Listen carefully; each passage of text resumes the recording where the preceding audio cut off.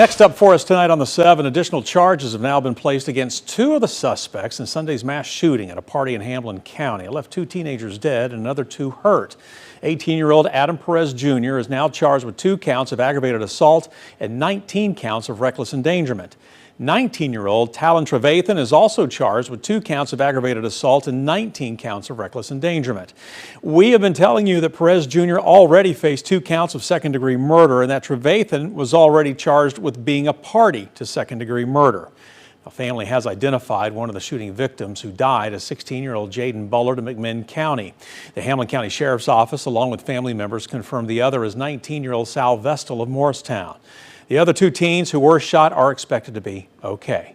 Now, we've been showing you the surveillance video from the moments after the shooting happened. Young people running through yards trying to get away early Sunday morning. Hamblen County Sheriff's Office previously said there were 25 to 30 people at the home when they responded to the shooting. Now, Airbnb has since suspended the account used to book the home where this shooting happened. Perez Jr. and Trevathan are due back in court tomorrow. We will, of course, bring you updates tomorrow night right here on 6 News. Next on the 7 for you tonight, we're hearing from a Maryville police officer for the first time since he was critically injured in a crash while working a security motorcade for Vice President JD Vance. The crash involved 2 law enforcement vehicles back in November, leaving Officer Justin Brown in critical condition. He was rushed to UT Medical Center, Brown saying today that he has no recollection of the crash. Since then, Brown has been recovering. He spent several weeks as an inpatient at Patricia Neal Rehab and is now back home. Right now, his days include doctor visits along with physical and occupational therapy. And today, Officer Brown received a $21,500 check from Blue Line, Tennessee, from a combination of fundraising efforts. Brown tells 6 News he is so grateful to everyone in the community for the constant support after the crash. It goes to show how lucky we are in this profession to live where we do. All that support, I mean, I can't put it into words. I wish everybody could have that feeling once in your life to know that that many people are thinking about you, caring about you, like, you know, hoping you recover, you know, all those things. He went on to say he's looking forward to walking again for the first time, but most of all, well, there's excitement that one day that he will return to the police department. Our next big story for you tonight on the 7, state leaders in Cocke County today announcing millions of dollars in recovery funding aimed at keeping people employed. Officials say that money will help local manufacturers continue recovering from Hurricane Helene and prevent job losses. More than $4 million in retention grants was announced today, aimed at helping maintain over 300 jobs at 2 Cocke County manufacturers. State officials said the funding will help businesses stabilize and keep workers on payrolls as recovery continues after the hurricane. We're going to come back even stronger. We've said this from day one. Whenever we were standing out there at the Emergency Operations Center and the floodwaters had still yet to recede.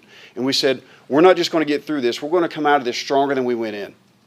And now we're doing it. We see it. Days like today show us we're doing the impossible. You know, the goal is to keep workers employed while businesses continue rebuilding following Helene. Moving down the list for you now, attorneys representing a man who was detained by immigration authorities in Knoxville and deported, despite a federal judge's order, has filed new paperwork in court. You know, we told you when this all unfolded last month and when Diego Hernandez Garcia was able to return to the United States before the end of December. But just because he was able to be back on U.S. soil does not mean his case is over. His attorneys now arguing the government overstepped its boundaries and that his rights were violated. The attorneys are also asking for Garcia's claims to be heard. Now, the government has until Monday to respond. As we have been reporting, Garcia entered the U.S. as a child with his mother and applied for special immigrant juvenile status and deferred action to delay immigration enforcement. He was granted protective status in 2022, which runs through May of this year. A follow-up is next for you now on the 7. Yesterday, we told you 2 Blount County commissioners said they are trying to save Peery's Mill Dam on behalf of their constituents. But advocates say that the dam has had a negative impact on the river's ecosystem, not to mention the impact on human life. The U.S. Army Corps of Engineers says Peery's Mill Dam is the deadliest one in the entire state, with 4 people dying there in the last 20 years. And the removal of the dam is supported by those looking to prevent further loss of life and by those trying to restore the river. The main dam wall where the water falls over it, that is the only thing coming out. So that mill race wall over there is staying to help preserve the shoreline and keep water from flowing directly on it immediately. So just the dangerous part of the dam is coming down. The river shoreline will be restored, we understand, with native plants, and it will be easier to reach the river after the bank is stabilized. For our final Big 7 for you tonight, a Knoxville woman has been accused of using customer information and forgery to steal more than $8,400 from customers. This while working as a bank teller in Farragut. Now, court records show Sherry Manns stole the money from customers at the Fifth Third Bank on Parkside Drive. This was between September and October of last year. Records state she did this by filling out withdrawal slips and then forging signatures. The bank told investigators that during an internal interview, Manns admitted to filling out the slips, but claimed that she was only practicing. Fifth Third Bank told investigators that it has reimbursed at least $8,000 to customers who disputed charges on their accounts. Manns, by the way, is now facing several forgery and theft charges tonight, and she is due in court next month. A traffic stop in Lenoir City has led to a major drug and gun seizure. Police say they pulled over a vehicle yesterday for a traffic violation and found more than 5 pounds of illegal THC products. After connecting that car to a second vehicle, the 9th Judicial Drug Task Force obtained a search warrant and recovered another 9.4 pounds of THC products and a firearm.